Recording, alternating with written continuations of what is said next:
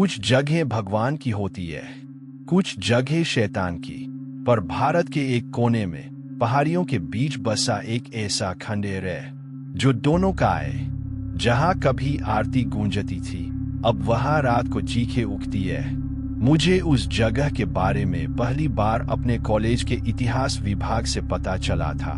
मैं आदित्य वर्मा एक डॉक्यूमेंट्री फिल्मकार हूँ और मेरी दिलचस्पी उन जगहों में है जो इतिहास से मिटा दी गई, या यूं कहूँ जिन्हें इतिहास खुद मिटा देना चाहता है। ऐसी ही एक जगह का नाम था कालीवन, राजस्थान की सीमा से लगे एक घना जंगल, जिसके बीचों बीच आज भी एक प्राचीन मंदिर का खंडहर खड़ा है। इस मंदिर का जिक्र किसी भी आधिकारिक दस्तावेज में नहीं मिलता, न किसी पुरातत्व विभाग की सूची में, न किसी धार्मिक यात्रा की मार्गदर्शिका में। बस एक बूढ़ा पुरोहित था जिसने मुझे चेताया, उधर मत जाना बेटा, वहां भगवान नहीं रहते, अब वहां वो रहते हैं जिनके नाम कोई नहीं लेना चाहता। लेकिन मैंने तय कर लिया था, ये मेरी अगली फिल्म का विषय होगा। नरसंहार का पवित्र खंडहर, एक ऐसी जगह जहां श्रद्धा और हत्या एक साथ घटित हुई थी। मैं अपनी टीम के 2 लोगों, प्रतीक और आस्था, के साथ कैमरा और उपकरण लेकर राजस्थान पहुंचा। स्थानीय गाइड तक वहां जाने को तैयार नहीं थे। एक ग्रामीण से जब रास्ता पूछा तो उसने मुझसे कहा, अगर सुबह जाना है तो सूरज ढलने से पहले लौट आना, और अगर रात में वहां रुकने का सोच रहे हो तो एक कपड़ा साथ ले जाना ताकि अपने चेहरे को ढक सको जब वो तुम्हें पहचानने आए। हमने अपने वाहन वहीं छोड़ा जहां पगड़ी खत्म होती थी। इसके बाद केवल जंगल था और हमारे पैर, घने वृक्ष, उलझे रास्ते और हर ओर फैलती अजीब सी सड़ांध, जैसे यहाँ समय सर गया हो। करीब 3 घंटे की चढ़ाई के बाद हमें वो जगह मिली, एक टूटी हुई दीवार, उस पर उकेरे गए नाम मिटा दिए गए थे। मंदिर के स्तंभ आधे गिरे हुए और प्रवेश द्वार पर लिखा था, यहाँ ईश्वर ने अपना सबसे बड़ा बलिदान मांगा था। आस्था सिहर उठी, ये जगह अजीब है, उसने कहा। मैंने दीवारों की ओर देखा, उन पर चित्र बने थे, पर ये देवताओं के नहीं थे। ये दृश्य किसी नरबलि के थे, कटे हुए सिर, झुकते शरीर और एक केंद्रीय आकृति जो सिंहासन पर बैठी थी, हाथों में खड्ग, पैरों में मानव। ये देवी है? मैंने पूछा। प्रतीक ने कैमरा सेट किया। या फिर उसने कहा, ये वो है जिसे देवी के नाम पर बुलाया गया था। हमने कैंप वहीं मंदिर के गर्भगृह के पास लगाया। शाम ढलने लगी, मैंने दिया जलाया और मंदिर के भीतर प्रवेश किया। वहां कोई मूर्ति नहीं थी, सिर्फ एक गहरा काला गड्ढा, जैसे जमीन खुद खुल गई हो। मैं नीचे झांका, गड्ढे की गहराई से कुछ गूंजता हुआ सा सुनाई दिया। वापस जाओ, अभी भी समय है। मैं पीछे हट गया। कुछ नहीं था, मैंने खुद को समझाया। लेकिन उस रात जब हमने कैंप के पास बैठकर खाना खाया तो किसी ने पीछे से धीरे से कहा, प्रसाद नहीं चढ़ाओगे? हम तीनों ने एक दूसरे को देखा, कोई भी नहीं बोला था।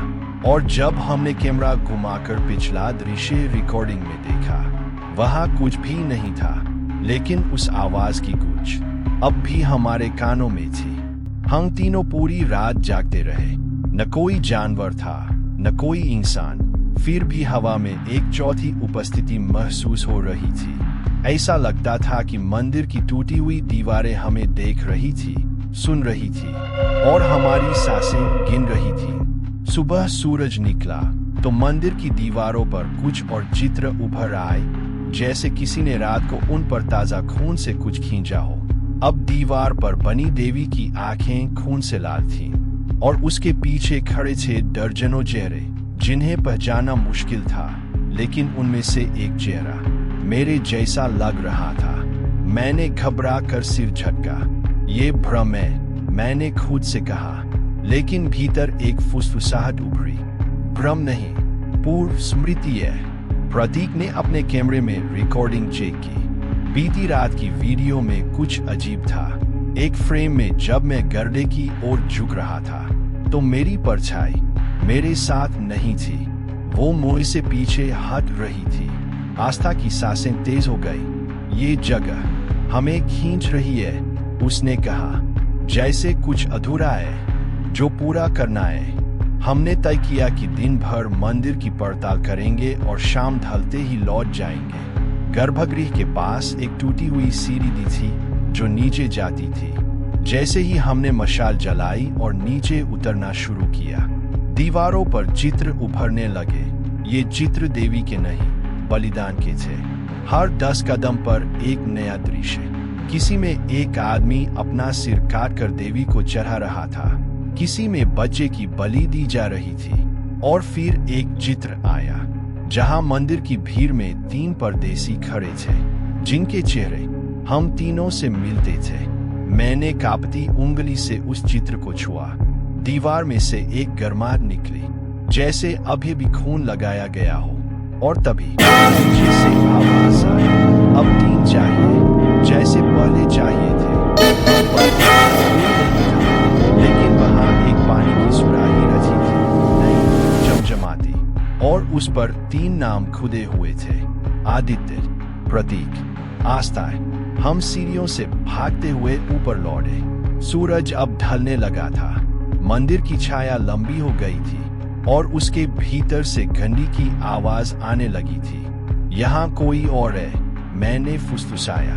हमने देखा कि मंदिर के गर्भगृह में दिया जल रहा था, हालांकि हमने कोई दिया नहीं जलाया था। प्रतीक ने कैमरा उठाया और आगे बढ़ा। जैसे ही उसने गर्भगृह में कदम रखा, वहां से एक लाल धुएं का गुबार उठा। आस्था चिल्लाई, प्रतीक वापस आ। लेकिन तब तक बहुत देर हो चुकी थी। प्रतीक ने जैसे ही उस दिए को छुआ, मंदिर की पूरी संरचना कांपने लगी और दीवार पर खुद से लिखा गया, एक स्वीकार हो चुका है, 2 शेष है। प्रतीक पीछे गिरा। उसकी आंखें खुली थी, लेकिन वो कुछ देख नहीं रहा था। उसके गले से आवाज नहीं निकल रही थी, उसके शरीर से धुआं निकल रहा था, जैसे कोई प्राचीन मंत्र उसमें प्रवेश कर गया हो। आस्था रो पड़ी। मैंने उसे खींचकर बाहर लाया, लेकिन मंदिर के बाहर अब अंधेरा नहीं था, अब वहां लाल उजाला था, जैसे सूर्यास्त नहीं बल्कि रक्तास्त हो रहा हो। हमने तय किया हमें यहाँ से भागना होगा, लेकिन जब हम गाड़ी तक पहुंचे, वो जली हुई थी। पिघले हुए शीशों पर लिखा था, तुम लौट नहीं सकते, बलिदान अधूरा है। रात को हमने मंदिर से दूर एक चट्टान के पास शरण ली। प्रतीक अब भी बेहोश था, और जब नींद ने मुझे घेरा, मैंने सपना देखा, या शायद एक दर्शन। मंदिर में एक राजा बैठा था, जो 3 बलि मांग रहा था, एक शरीर, एक चेतना और एक आत्मा। वो राजा अब भी वहां था, और उसके हाथ में एक त्रिशूल, जिस पर हमारे नाम खुदे थे। रात ढल चुकी थी। झील की नमी जैसी चुप्पी चारों ओर फैली थी, पर हवा में कुछ था, जैसे किसी ने मंत्र फूका हो, जो अब हमारे शरीरों में समा रहा हो। प्रतीक अब भी बेहोश था, लेकिन उसकी पुतलियां तेजी से हिल रही थी, मानो वो किसी और दुनिया में दौड़ रही थी। आस्था कांप रही थी, वो अब कुछ भी नहीं बोल रही थी, बस लगातार एक नाम, ऋत्विज, ऋत्विज। मैंने उसे पकड़ा। कौन ऋत्विज? वो थरथराई। मंदिर में वो पुजारी जिसे देवी ने सबसे पहले लिया था, वही अब वापस आया है। सुबह की कोई उम्मीद नहीं थी, सूरज नहीं निकला, सिर्फ एक गाढ़ा तांबे जैसा आकाश था जो मंदिर के ऊपर जम गया था। हमने प्रतीक को उठाने की कोशिश की, पर उसका शरीर अब हल्का नहीं था। वो ठोस हो चुका था, जैसे किसी पाषाण की मूर्ति में बदल रहा हो। हमें गर्भगृह में जाना होगा, मैंने कहा। आस्था ने आंखें फाड़ी। तू पागल है? नहीं, अब और कोई रास्ता नहीं। या तो हम यह बलिदान पूरी तरह समझे, या फिर खुद उसका हिस्सा बन जाए। हम फिर से मंदिर में दाखिल हुए। इस बार दीवारों पर कुछ और उभर आया था। अब चित्र नहीं थे, नाम थे, हजारों नाम। कुछ संस्कृत में, कुछ नागरी में, कुछ अजीब अक्षरों में जिन्हें पढ़ा नहीं जा सकता था। लेकिन हर नाम के आगे एक लकीर थी, जैसे किसी की गिनती की जा रही हो। और फिर उस लकीरों में मुझे 3 नाम दिखे, आदित्य, आस्था, प्रतीक। तीनों के आगे एक खाली वृत्त बना था, अधूरा। गर्भगृह में उतरते ही फिर वही लाल धुआं उठने लगा, लेकिन अब उसमें चेहरे थे, किसी स्त्री का जला हुआ चेहरा, किसी बच्चे का फटा हुआ मस्तक, किसी जवान की गलाकती देह, और बीच में एक सिंहासन। सिंहासन पर कोई नहीं था, पर जैसे ही हमने गर्भगृह की अंतिम सीढ़ी पर कदम रखा, वहां ऋत्विज खड़ा था, न जिंदा न मरा। उसकी आंखों में खून बह रहा था और उसके हाथ में वही त्रिशूल था जिस पर हमारे नाम खुदे थे। उसने कहा, तुम वही हो जो कभी लौटने नहीं थे, पर हर 100 साल में बलिदान अपने आप लौटता है। तुम पुकारे गए हो, अब चुपचाप स्वीकार करो। मैंने चिल्लाकर पूछा, ये सब क्यों? ये नरसंहार क्यों हुआ? ऋत्विज मुस्कुराया, क्योंकि देवता मौन हो गए थे, क्योंकि एक बार इस मंदिर में देवी स्वयं प्रकट हुई थी, और तब वो भक्त नहीं चाहती थी, बल्कि वह जो त्याग दे आत्मा और शरीर, वो चाहिए था उन्हें। और जो कोई भी मना करता, वो स्वयं देवी का प्रसाद बन जाता था। प्रतीक की आंखें अब खुल चुकी थी, पर उसमें जीवन नहीं था। उसने अपनी हथेली उठाई और उसमें एक जलता हुआ दिया प्रकट हुआ, न छूने से न जलाने से, बस इच्छा से। मैं तैयार हूँ, उसने कहा, और जैसे ही उसने दिया सिंहासन पर रखा, पूरे मंदिर की जमीन कांप उठी। छत से एक टपकता हुआ तरल गिरा, लाल, गाढ़ा और गर्म। हर दीवार चिल्ला उठी, हर चित्र जीवित हो गया, हर नाम की लकीर से रक्त बहने लगा। मैंने और आस्था ने पीछे हटने की कोशिश की, लेकिन हमारे पांव जमीन से चिपक चुके थे। ऋत्विज ने त्रिशूल उठाया और कहा, एक बलिदान हो चुका, अब दूसरा चाहिए चेतना का, और तीसरा आत्मा का। तभी चक्र पूरा होगा, तभी देवी शांत होंगी। आस्था मेरी ओर देख रही थी। आदित्य, ये सब तेरी वजह से हुआ, तू ही खोज लाया इस जगह को। मैंने उसकी ओर देखा और मुझे समझ में आ गया। मैंने अपनी जेब से छोटी शिवलिंग की मूर्ति निकाली जो मैं हमेशा रखता था, और उसे सिंहासन के नीचे रख दिया। फिर मैं दीवार की ओर मुड़ा और अपना नाम खून से खुदाया। मैंने देखा अब तीनों वृत्त पूरे हो चुके थे। फिर मंदिर घंसने लगा, दीवारें गिरने लगी, एक लाल प्रकाश उठा, और फिर सब कुछ मौन। कई साल बाद एक पुरातत्वविद की डायरी मिली, जिसमें आखिरी पन्ने पर एक ही वाक्य लिखा था, वो जो खंडहर दिखता है कभी मंदिर था, पर अब वो देवी का पेट है जो हर 100 साल में भूसी हो जाती है।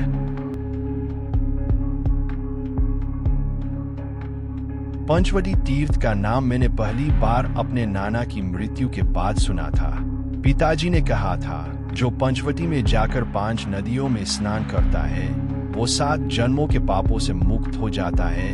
मुझे तब यह सब सिर्फ लोककथा लगता था, लेकिन जब कविता ने गर्भपात के बाद मानसिक संतुलन खोना शुरू किया, और जब रघु की आंखों में हर रात कोई परछाई झांकने लगी, तब मुझे लगा शायद इस परिवार पर कोई पाप अज्ञात है, कोई बंधन जो बस तीर्थ से ही टूट सकता है। तो हम निकल पड़े, मैं, मेरी पत्नी कविता और उसका छोटा भाई रघु, एक 3 जनों की अधूरी यात्रा जिसमें सब कुछ था सिवाय मोक्ष के। हमारी बस आखिरी बार रामपुर बाजार पर रुकी थी। उसके बाद रास्ता कच्चा था, पहाड़ियों से सटा, झाड़ियों में खोया हुआ, और कहीं कहीं तो इतनी खामोशी थी कि केवल अपने दिल की धड़कन सुनाई देती थी। जीप का ड्राइवर बार बार एक ही बात दोहराता, पंचवटी का मंदिर हर किसी को नहीं बुलाता। जिसने सुना वो भाग्यशाली है, जिसने देखा वो अमर नहीं रड़ता। हमने हंसकर उसकी बात टाल दी, लेकिन वो हंसी अब भी कानों में कांपती है, जैसे किसी कब्र के अंदर गूंज रही हो। आखिरकार जब हम मंदिर पहुंचे, सूरज ढल रहा था। मंदिर की छत पर 5 काले झंडे लहरा रहे थे, लेकिन हवा बिल्कुल नहीं थी। झंडे खुद हिल रहे थे। मंदिर का प्रवेश द्वार लोहे की जाली से ढका हुआ था, जिस पर लिखा था, प्रवेश सूर्यास्त के पश्चात ही करें। दिन में देवता नहीं, केवल दृष्टि होती है। हमने गांव के एक बूढ़े से पूछा। उसने कहा, यहाँ सूरज के रहते प्रवेश वर्जित है। पांचों नदियां रात्रि में जागती है। दिन का जल इस मंदिर में अर्पित नहीं होता। लेकिन रघु उतावला था।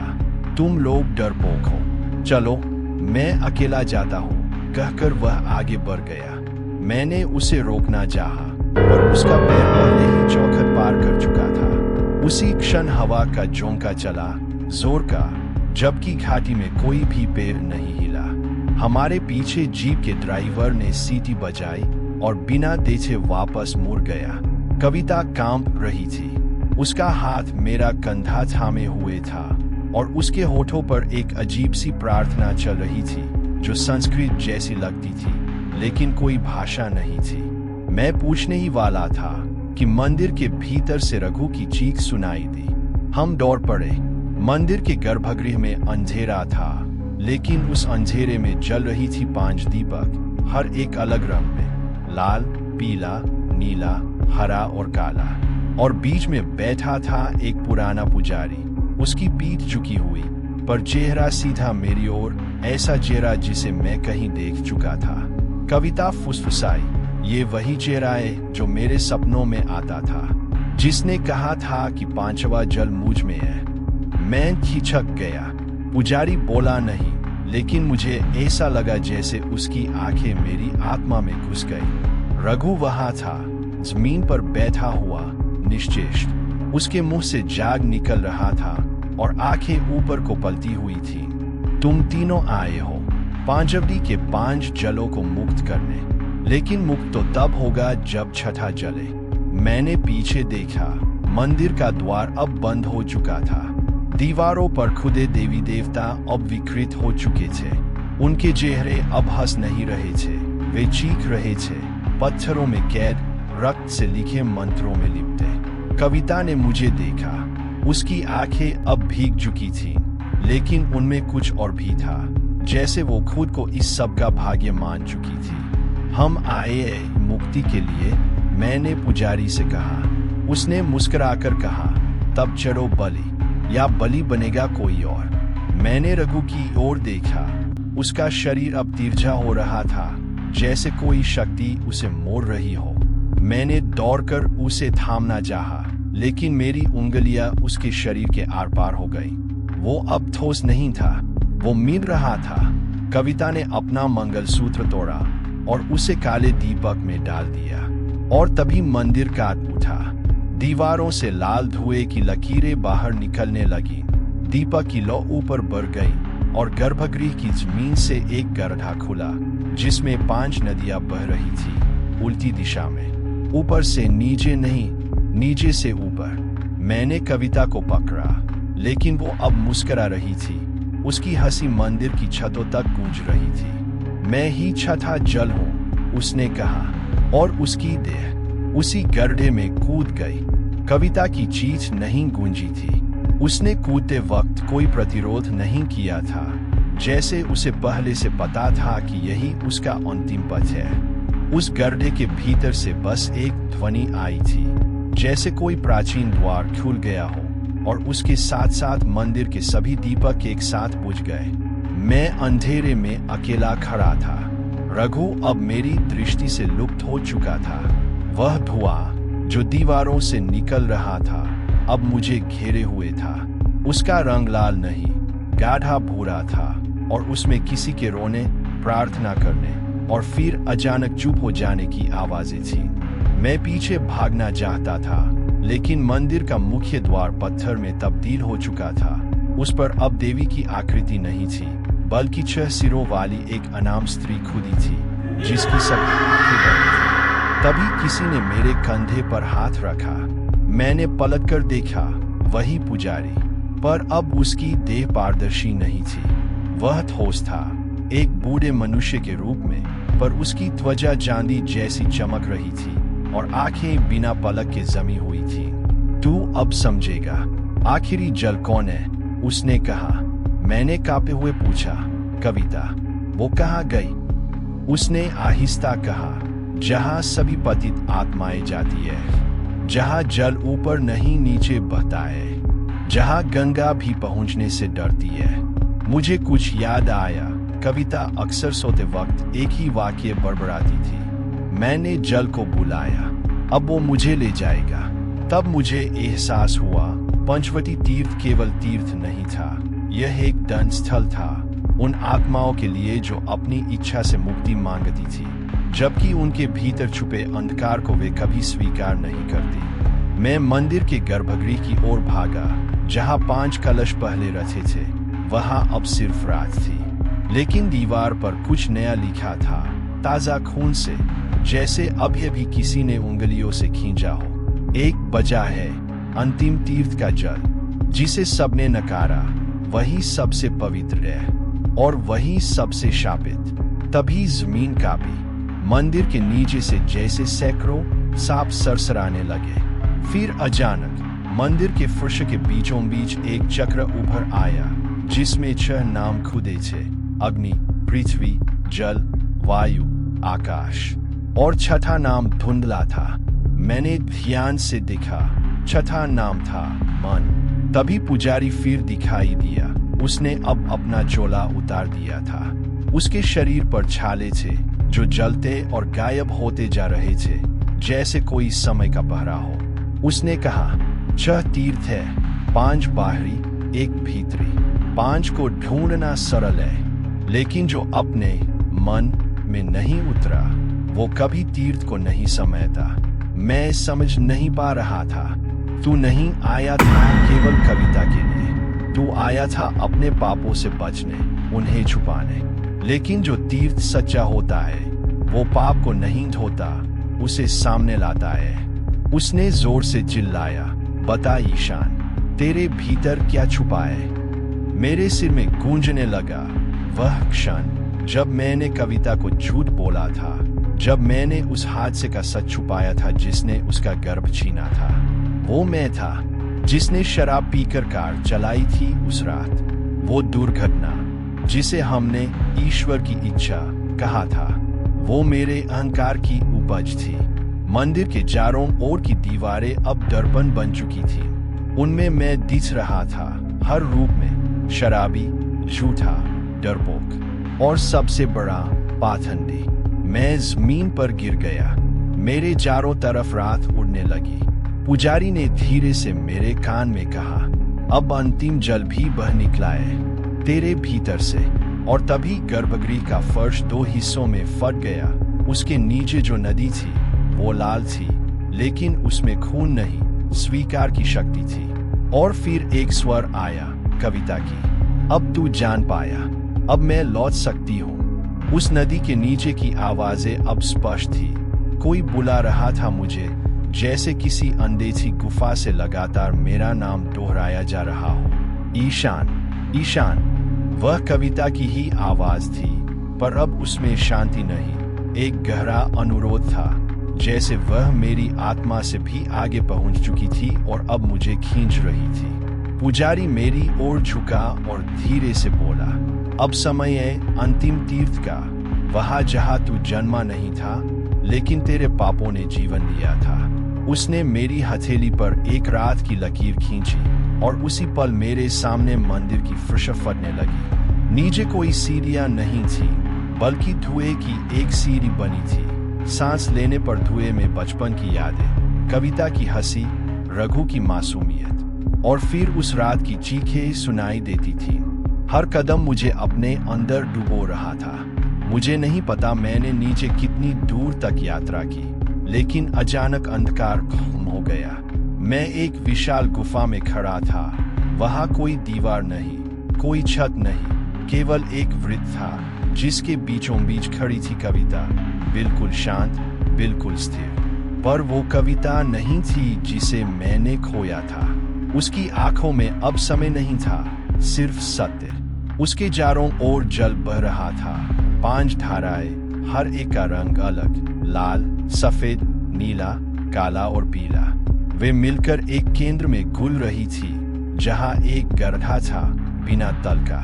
ईशान, उसने कहा, मैं लौट सकती हूँ, लेकिन तुझे मुझे अपनी सच्चाई देनी होगी। मैंने तो स्वीकार कर लिया, मैंने कहा। नहीं, वह फुसफुसाई, स्वीकारना और त्यागना अलग है। तभी पुजारी की आवाज गूंजी, मुक्ति तभी मिलती है जब तू अपने भीतर की बलि चढ़ाए, अपने अहम को। गुफा की जमीन पर अब एक रेखा खिंच गई, कविता एक ओर, मैं दूसरी ओर। मैं समझ गया, अगर मैं एक कदम और बढ़ाता तो मैं कविता को लौटा सकता था, लेकिन खुद को खो बैठता। मैंने अपनी आंखें बंद की, मैंने अपनी देह के बाहर निकलते गलत फैसलों को देखा। वो रात, वो दुर्घटना, वो झूठ जो मैंने कहा था, और वो प्रार्थना जो मैंने सिर्फ अपने बचाव के लिए की थी। मैं तैयार हूँ, मैंने कहा। मैंने जलती हुई सीढ़ियों पर कदम रखा। हर कदम पर मेरी त्वचा जल रही थी, पर आत्मा हल्की हो रही थी। जैसे ही मैं कविता तक पहुंचा, वो मुस्कराई, और उसी पल पंचधाराएं मुझ पर गिरी और अंधकार। जब मैंने आंखें खोली, मैं फिर से उसी मंदिर के बाहर था। पुजारी कहीं नहीं था। कविता मेरे पास बैठी थी, सांस ले रही थी, जिंदा। उसकी आंखों में अब भय नहीं, बल्कि गहराई थी। रघु, वह कभी हमारे साथ आया ही नहीं।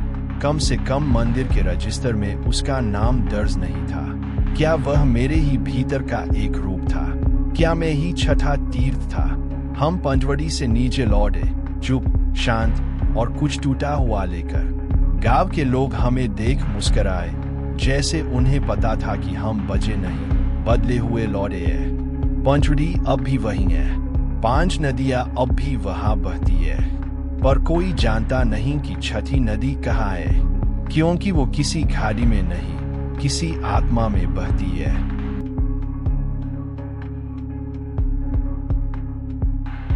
उत्तर भारत के एक छोटे से गांव में जहां रातें घनी और चुपिया भारी होती थी, वहां एक समय एक लड़की रहती थी जिसका नाम था संजना।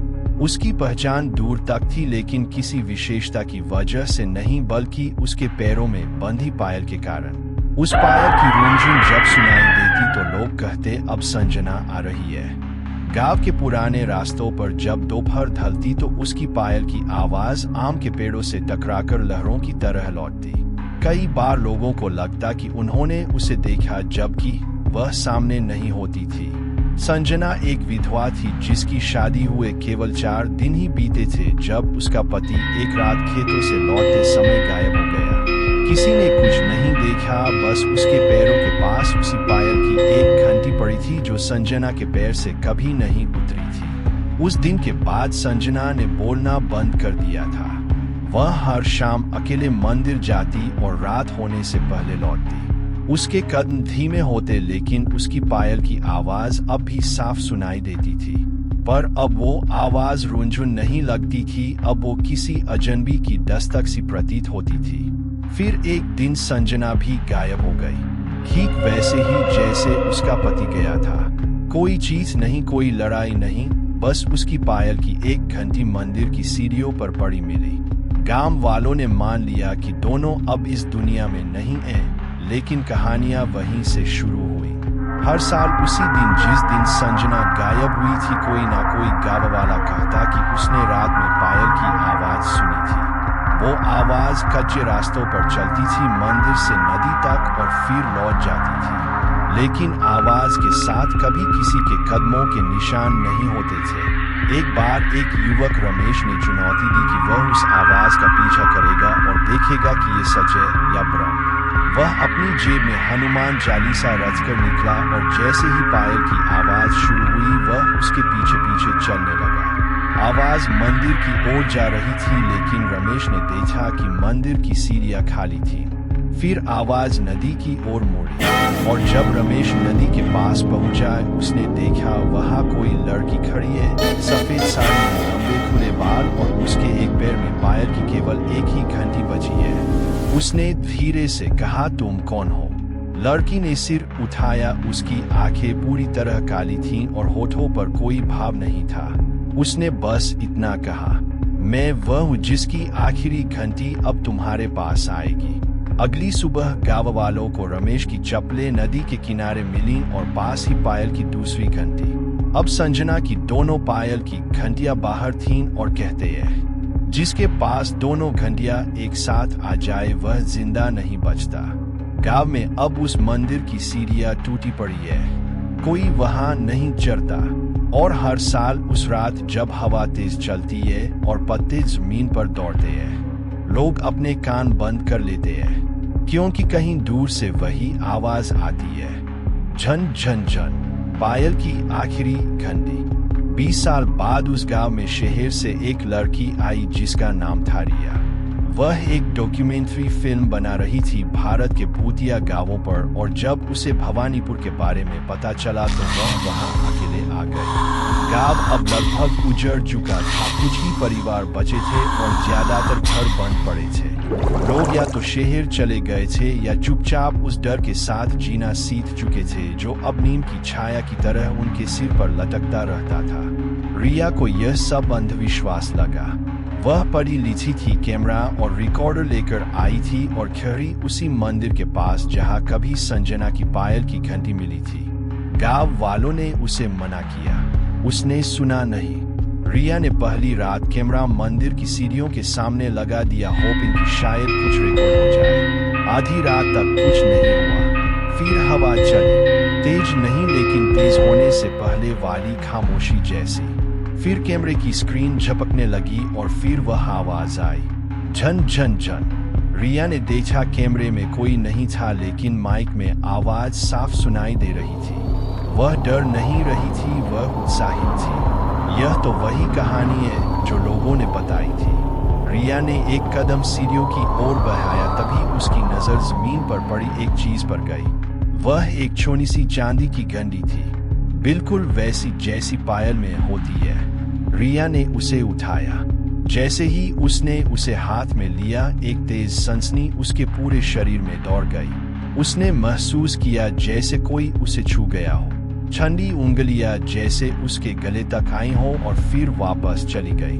उसने कैमरा बंद किया और अपने ठिकाने पर लौटी। रात को उसे सपना आया। एक औरत खड़ी थी नदी के किनारे पर, आधे पैर पानी में आधे रेत पर, और उसकी आंखें बिल्कुल काली थी। उसने कहा, घंटी मेरी है, तू मेरी जगह लेगी।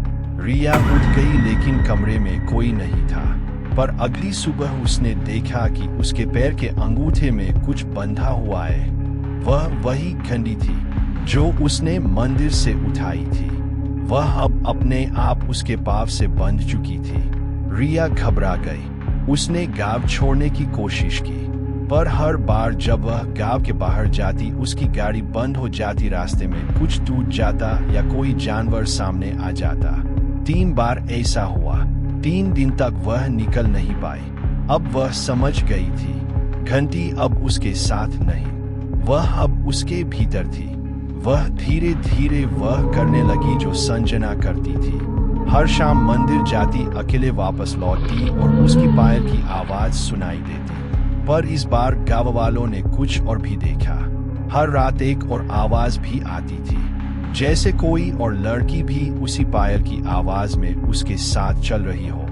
2 लोगों के कदम लेकिन एक ही झनकार। फिर चौथे दिन रिया अपने कमरे में नहीं मिली। उसका सामान वैसा ही था, कैमरा चालू था, रिकॉर्डिंग चल रही थी।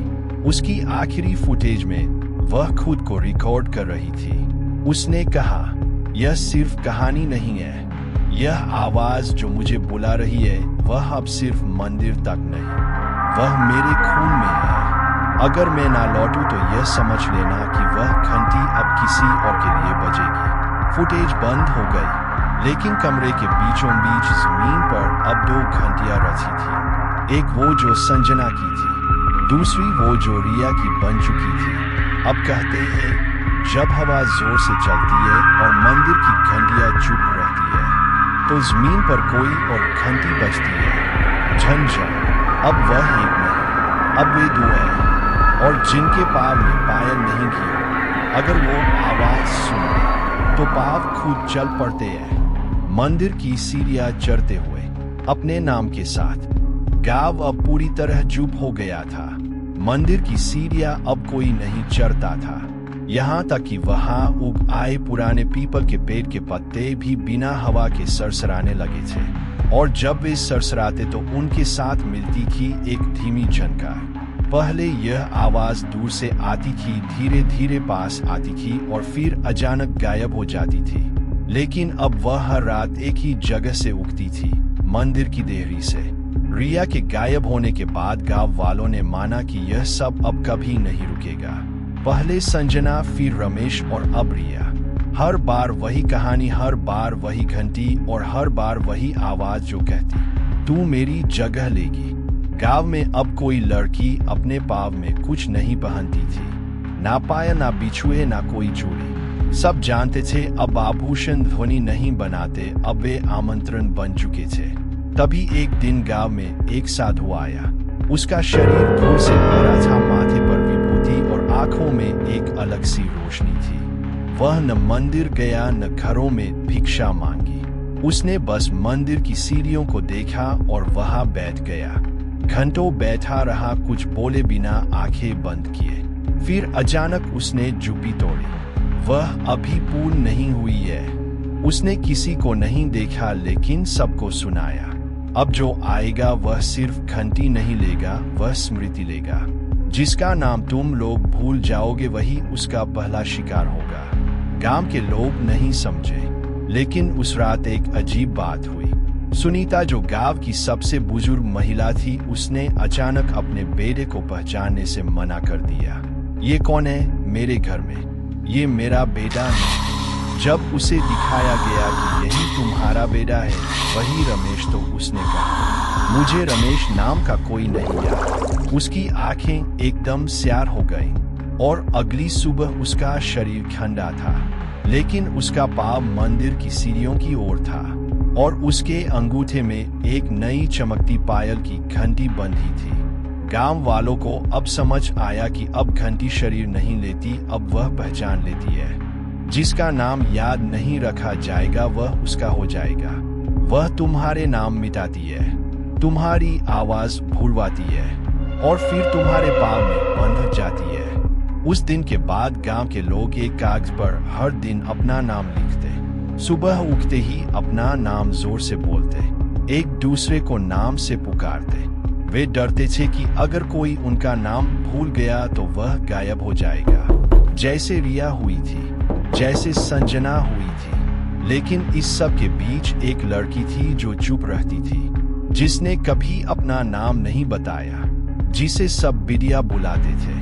वह हर शाम मंदिर के पास से गुजरती और दीवार पर अपनी उंगलियों से वही शब्द दोहराती जो रिया ने आखिरी वीडियो में कहे थे, वह मेरी है, मुझे बुला रही है। एक दिन जब गांव ने उसे नहीं देखा तो लोग मंदिर के पास पहुंचे।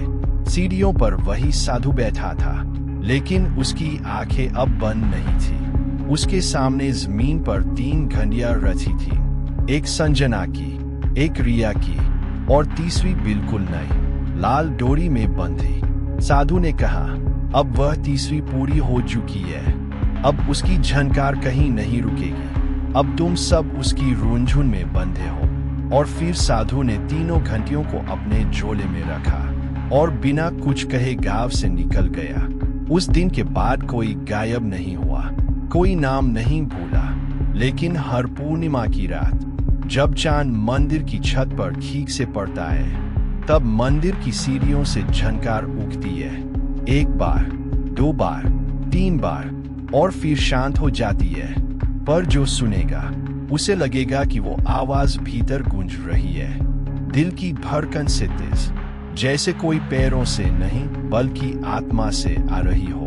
अब वह सिर्फ पायल की घंटी नहीं है, अब वह पहचान है, और उसकी पहचान सिर्फ उन तक पहुंचती है जो एक बार उसका नाम भूल चुके हैं।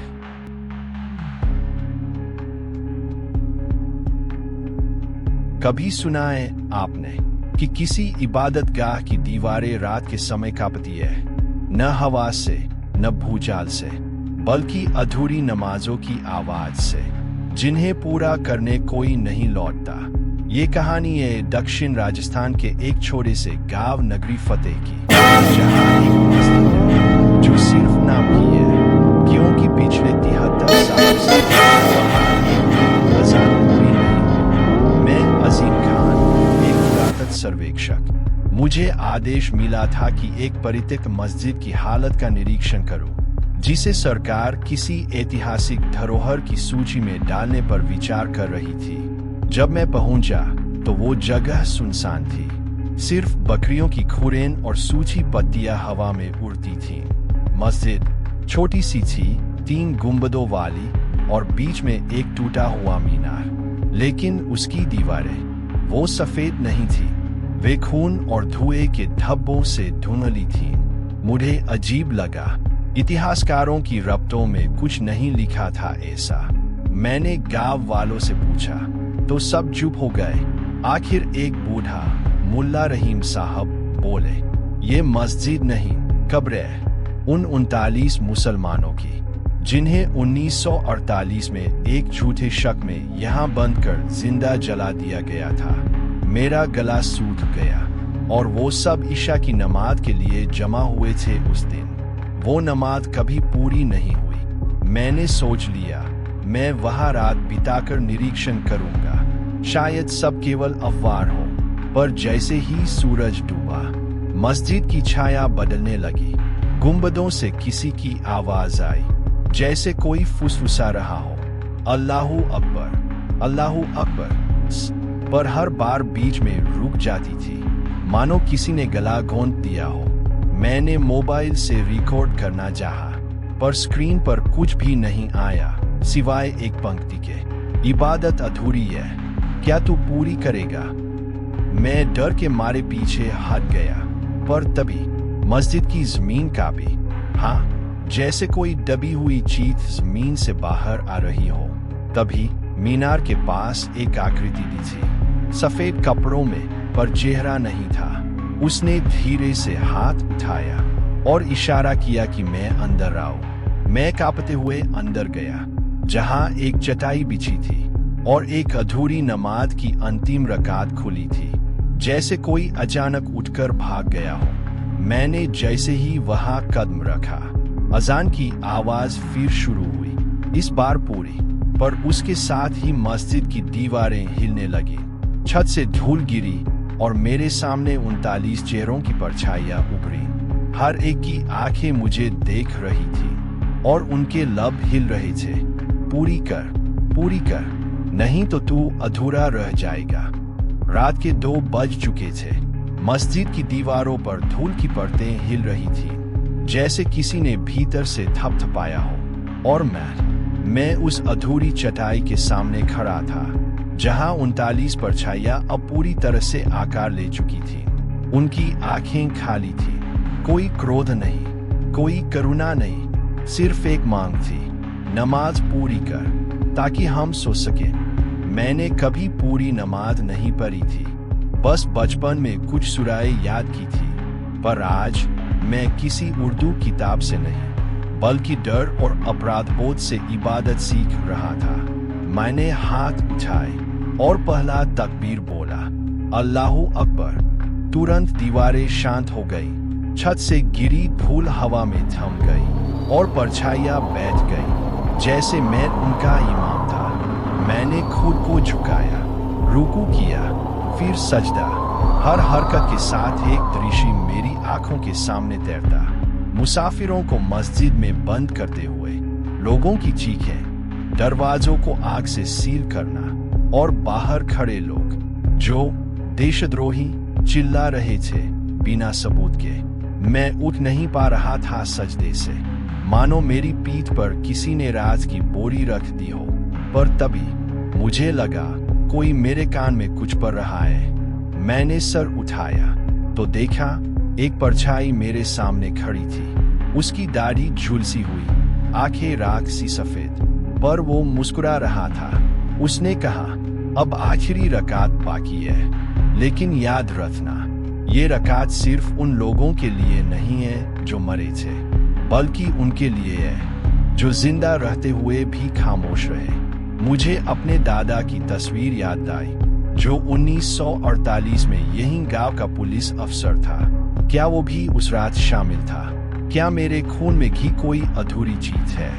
मैंने जैसे ही अंतिम रकात शुरू की, मस्जिद का मीनार कांप उठा, दरवाजे अपने आप बंद हो गए और अंदर हवा सख्त हो गई। सांस लेना मुश्किल होने लगा।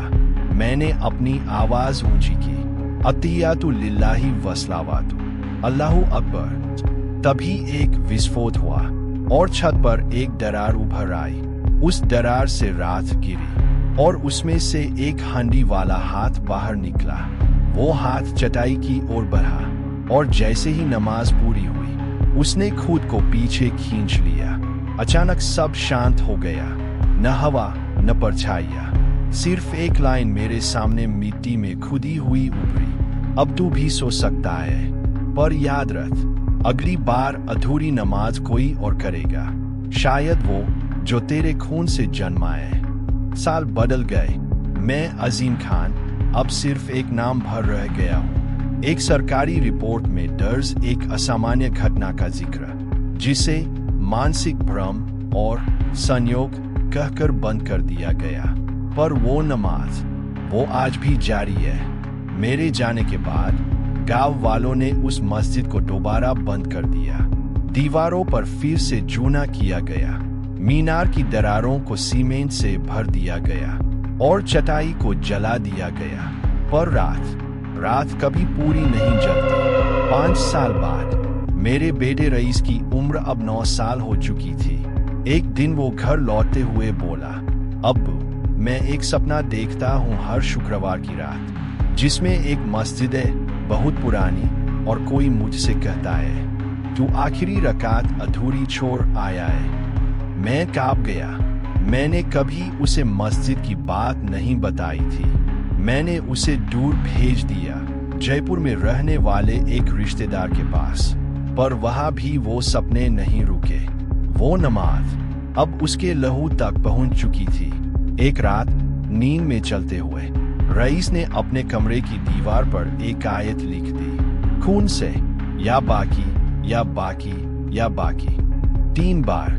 ये वो आयत थी जो सिर्फ कब्रिस्तान में पढ़ी जाती है, जब किसी की आत्मा भटकती है और दफन से इनकार करती है। मैंने सब छोड़ दिया। मैं वापस गया नगरी फतेह। मस्जिद अब खंडहर बन चुकी थी, पर उसके बीचों बीच अब भी वही चटाई थी, जैसे किसी ने रात से उसे दोबारा बुन दिया हो। मैंने रईस को साथ लाया। उसके पीछे एक बूढ़ा मौलवी भी आया, हाफिज मीर साहब, जो तिब्बत के एक सूफी खानका से आए थे। उन्होंने कहा, ये नमाज अब किसी एक से नहीं पूरी होगी, ये उन सब की जिम्मेदारी है जिनकी नसों में खून है उस रात का। तीनों ने साथ खड़े होकर तकबीर कहा, अल्लाहु अकबर, और मस्जिद काट उठी। गुंबदों से धुआं निकला। दीवारों पर 39 नाम उभर आए, हर नाम के आगे एक अधूरी दुआ। जब आखिरी सजदा हुआ, मीनार में से रोशनी निकली और आसमान की ओर चली गई। तीनों गिर पड़े और अब पूरी हुई। अब उस मस्जिद के दरवाजे खुले रहते हैं। वहां कोई अजान नहीं होती, पर हर शुक्रवार की रात कोई न कोई आकर चुपचाप 2 रकात नमाज पढ़ता है और फिर लौट जाता है। और मेरी आत्मा, मैं यहाँ नहीं हूँ, मैं वहीं हूँ, उस चटाई के नीचे, क्योंकि मुझे कभी सजदे से उठने का मौका नहीं मिला।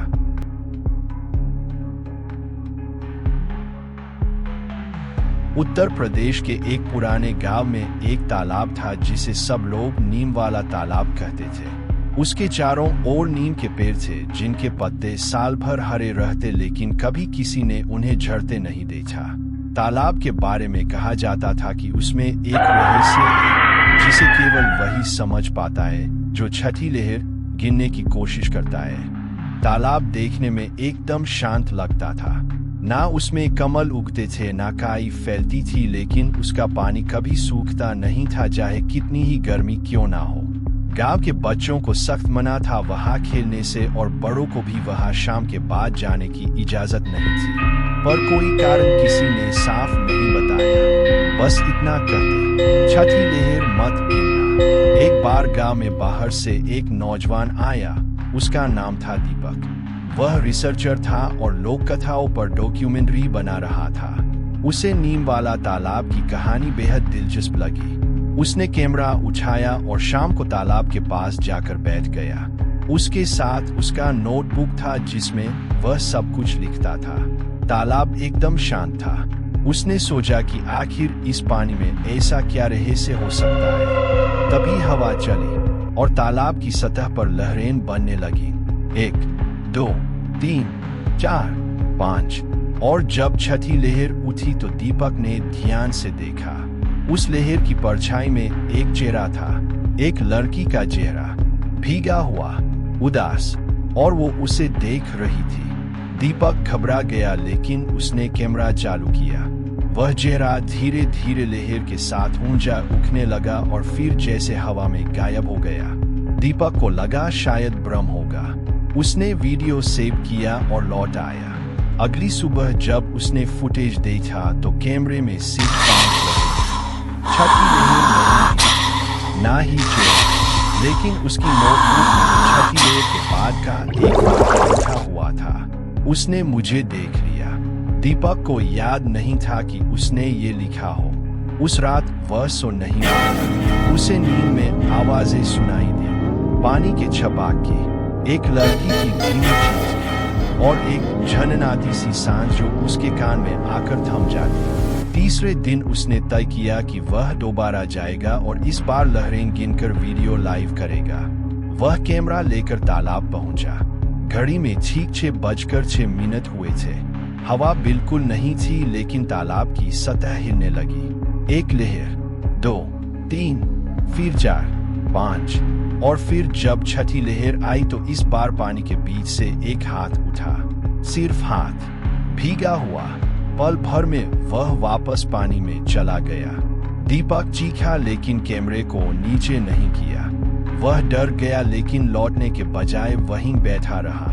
और फिर वही लड़की पानी से धीरे धीरे बाहर आई।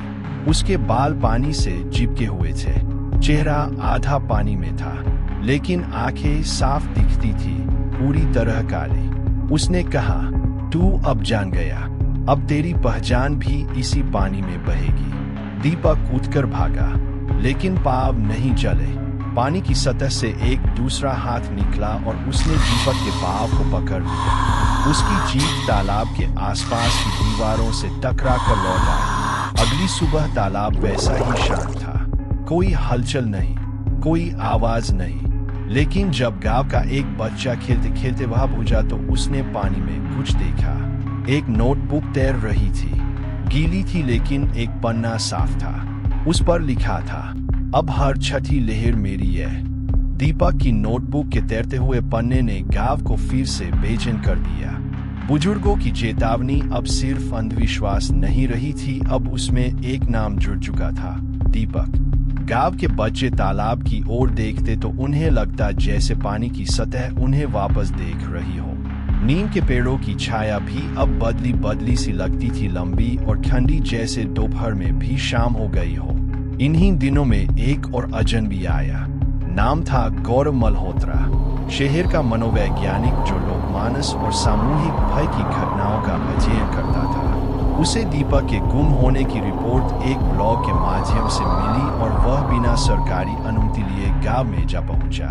गांव वालों ने उसे रोकने की कोशिश की लेकिन वह सिर्फ मुस्कुराया और बोला, भय और भ्रम में अंतर जानने आया हूँ। गौरव गांव के उस घर में ठहरा जो तालाब के सबसे नजदीक था। छत से तालाब की सतह साफ दिखती थी। पहली रात वह किताबों और कैमरे के बीच सो गया लेकिन आधी रात को उसे कुछ गड़बड़ लगी। कमरे में अचानक ठंडक भर गई थी। खिड़की बंद थी लेकिन एक अजीब सी बास फैल रही थी, काई, गीले बाल और कुछ जला हुआ। तभी खिड़की के कांच पर किसी ने अंगुली से एक शब्द लिखा, छठी। गौरव भागा नहीं, उसने वह कांच पोंछा और बिस्तर पर लौट आया। लेकिन सुबह जब वह छत पर पहुंचा तो देखा तालाब की सतह पर एक छोटी सी धार थी, जैसे कोई पत्थर फेंका गया हो, पर उसने कुछ फेंका नहीं था। वह नीचे गया। तालाब के किनारे खड़ा होकर गौरव ने नोट किया कि पानी पूरी तरह स्थिर है, लेकिन अगर तुम उसे ध्यान से देखो तो सतह के नीचे कुछ हरकत थी, जैसे परछाइयां तैर रही हो। उसी दिन शाम को गौरव ने प्रयोग किया। उसने कैमरा सामने लगाया और तालाब की ओर पीट करके खुद को रिकॉर्ड किया। उसे यकीन था कि अगर कुछ है तो उसकी मौजूदगी के पीछे आएगा। कैमरा रिकॉर्ड कर रहा था। पानी में लहर उठी।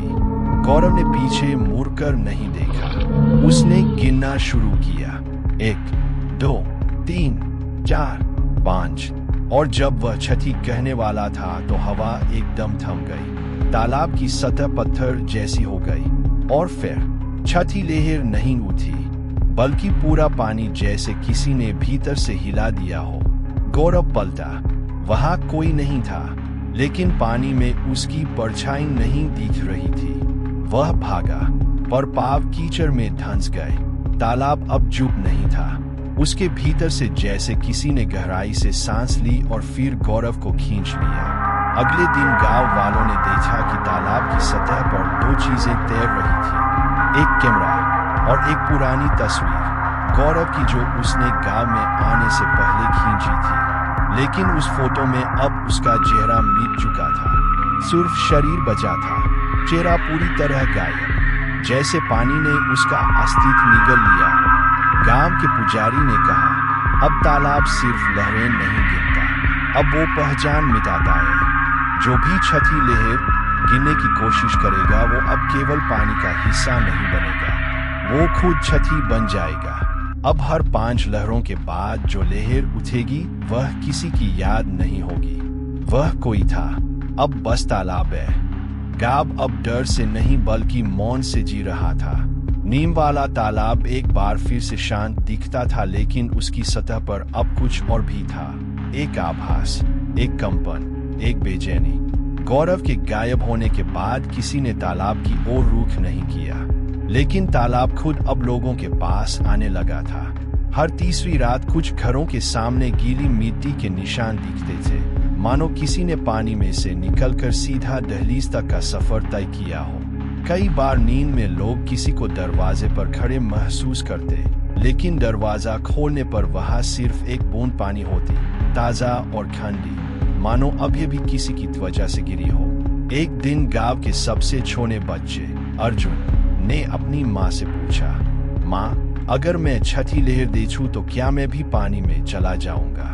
माँ का चेहरा सफेद हो गया। उस रात उसने अर्जुन को कमरे में बंद कर दिया, खिड़की तक बंद कर दी और खुद बाहर मंदिर गई। वह जानती थी कि अगर तालाब ने बच्चे को पुकारा है तो अब कोई उपाय नहीं बचा।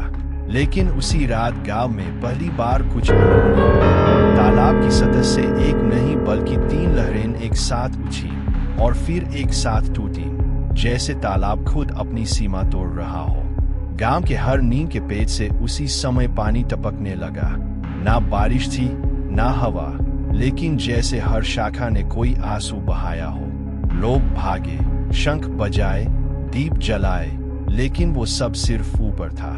नीचे पानी के भीतर अब एक नई पहचान बन चुकी थी, गौरव की, दीपक की और एक तीसरे की, जिसे कोई नहीं जानता था, लेकिन जिसके नाम पर तालाब अब हर छठी लहर गिनता था। सुबह जब अर्जुन की माँ दरवाजा खोलकर कमरे में गई तो अर्जुन वहां नहीं था। कमरा सूखा था, ताला टूटा नहीं था, लेकिन दीवार पर उंगलियों से खरोंचकर लिखा गया था, मैं छठी बन गया। और उस नीचे एक रेखा थी, एक लहर की, जो आधी थी, जैसे उसने अभी उठना शुरू किया हो। अब गांव में कोई छठी नहीं गिनता, कोई तालाब की ओर नहीं देखता, लेकिन हर व्यक्ति सुबह उठते ही एक बात जरूर कहता, मैं 5 हूँ, मैं 5 हूँ, मैं 5 हूँ। कोई छठी नहीं बोलता, क्योंकि छठी अब एक संख्या नहीं रही। छठी अब एक चेतना बन गई है, एक आत्मा जो नाम नहीं पूछती, बस छाया निकलती है और हर 5 गिनने वाले के आसपास मंडराती है। अब वह तालाब नहीं है, वह एक स्मृति है। वह हर उस इंसान में बहती है जिसने खोया है, जिसे कोई याद नहीं करता, जो दुनिया से फिसल गया है। अब तालाब हर गांव में है, हर आंख में, हर लहर में, हर छठे पल में।